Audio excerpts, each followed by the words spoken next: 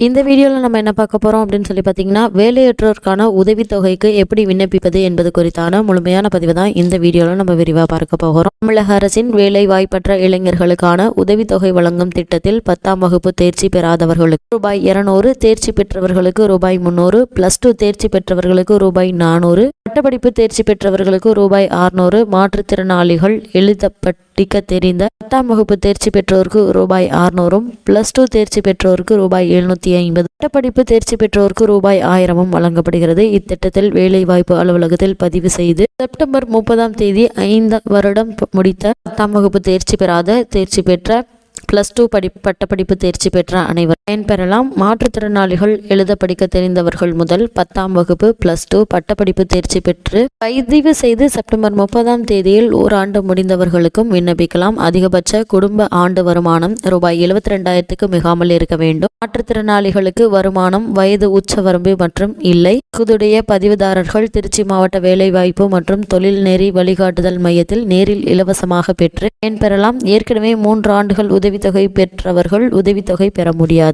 என்பதை திருச்சி கலெக்டர் பிரதீப் குமார் தெரிவித்துள்ளார்.